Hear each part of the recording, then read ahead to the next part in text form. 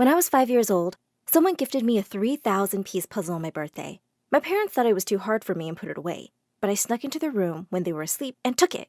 I stayed up all night piecing it together, and when they saw it the next morning, they were totally amazed. "Laura, you're a genius!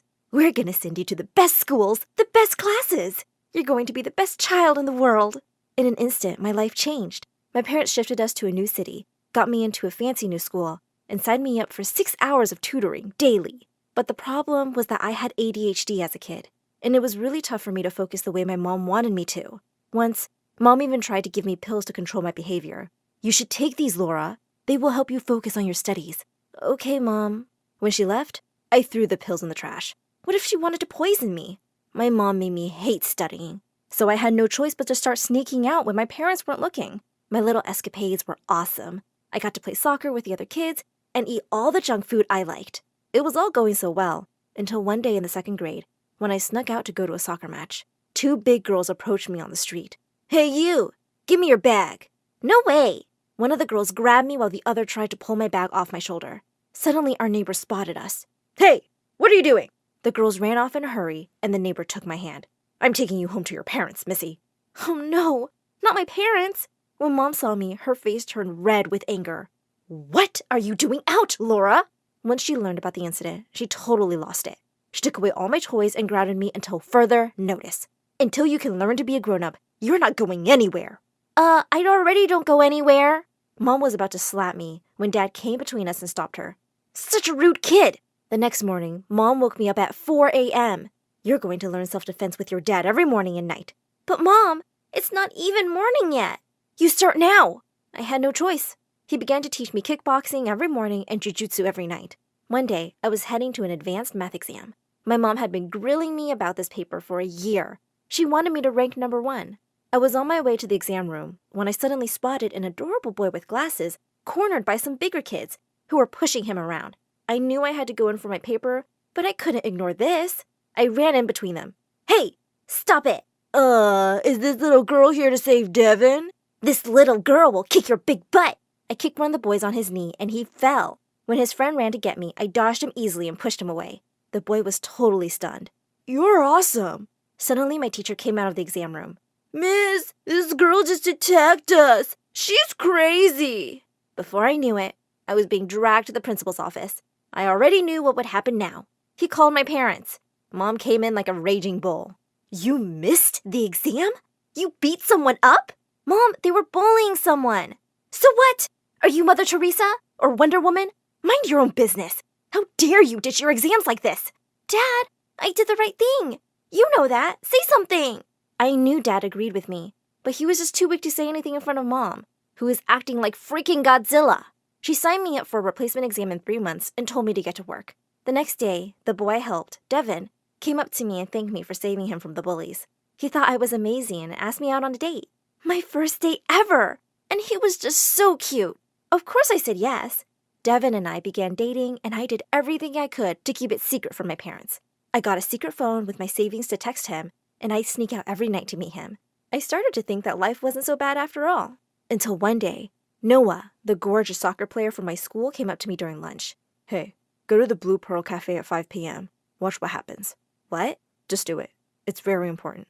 With that, Noah walked away from me. That was so weird, but I decided to go anyway. When I reached the cafe, I saw Devin sitting there arm in arm with another girl. "What?" Devin kissed that girl right on the lips before she left. Oh my God! "Devin, you cheater!" The whole cafe turned to look at us, but I didn't care. "Laura, what are you doing here?" "I'm dumping you!" I walked forward, grabbed his plate, and dunked all his food over his head. Just then, another girl walked into the cafe. "Devin, what's going on? I'm here for our date." Oh my God! I told the new girl the truth about him, and she grabbed some food from another table and chucked it right in Devin's face. Just then, the manager showed up and threw us all out of his cafe. "I hope you rot in hell, Devin!" And with that, I ran back to school. I was going to find Noah. He was practicing soccer with the school team. I pulled him aside and demanded that he tell me how he knew about Devin. "I've seen him around with you, so I knew you were dating. But I saw him with other girls too." "Why did you tell me?" "Because I kind of have a huge crush on you." "You what?" "I'm not sure if you remember. We used to play soccer together before you stopped showing up for practice. I've always liked you. and I didn't like the idea of you dating that slime. Oh my god. Noah had a crush on me? I know it's kind of weird and sudden, but do you want to go out with me sometime? He was so stunning, and I wanted to say yes, but I couldn't get Devin out of my head. How could I ever trust a guy again? I had to turn Noah down. Maybe we can just play soccer, like old times. Yes, we can try that. I started playing, and it was the best fun I'd had in years.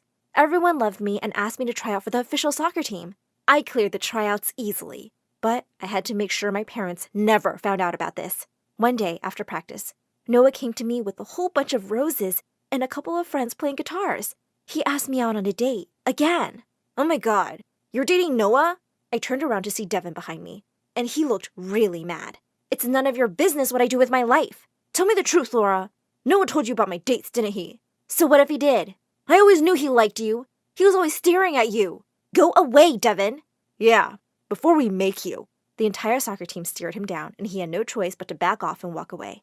I turned to Noah and said, I'm sorry, Noah. I really like you, but I just can't trust someone so soon. That's okay, Laura. I get it. Come on, let's prep for the semifinals. The semifinals of our tournament went by like a breeze.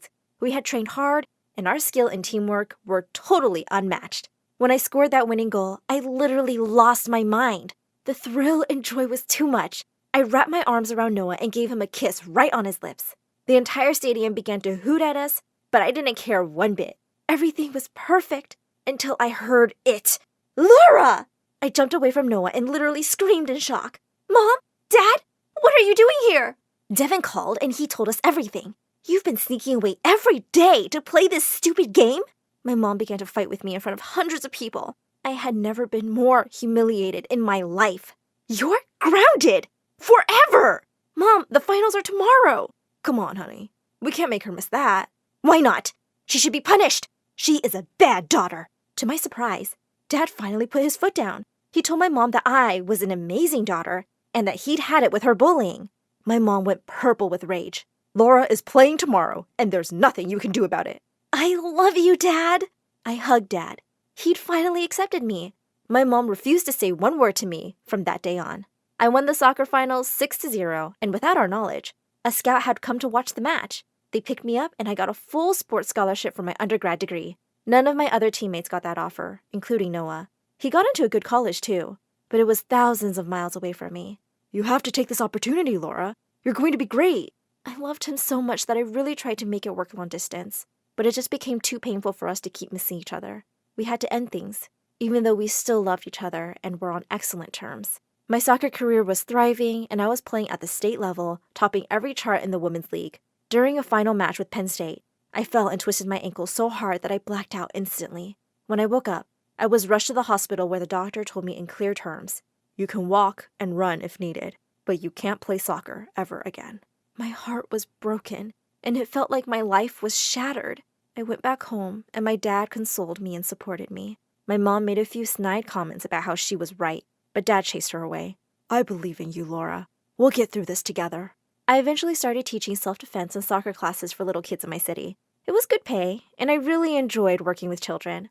One day, I got a text from Noah, and I flipped. I didn't realize we were in the same town now. He asked to meet me for dinner, and I was shaking. My jaw fell when I saw Noah. He was drop-dead gorgeous, just as the day I met him. He wasn't here alone. Some of our friends from the soccer team were here with their old guitars. Noah had 100 roses, and he gave them to me before he asked me to be with him again. And this time, I said yes, and jumped into his arms. He lifted me up in the air as I kissed him passionately. Noah and I started our lives together, and eventually got married 3 years later. My dad attended, and my mom didn't, which was totally fine by me. A year after our marriage, I became pregnant with our first baby. The pregnancy itself was a breeze, but the delivery was tricky. There was a complication, and I had to go into surgery, which really scared us all. Thankfully, both my daughter Claire and I made it. When I'd recovered, the doctor said, I'm sorry, Laura. Getting pregnant again could be really dangerous for you. That complication would happen again. At first, I was heartbroken because I'd always wanted a big family. But once the grief passed, I said to Noah, I'm grateful I have Claire, and I still want her to have siblings. We adopted 3 children after I had Claire. Claire absolutely fell in love with her siblings, and Noah and I got to give our 4 children a wonderful, loving home.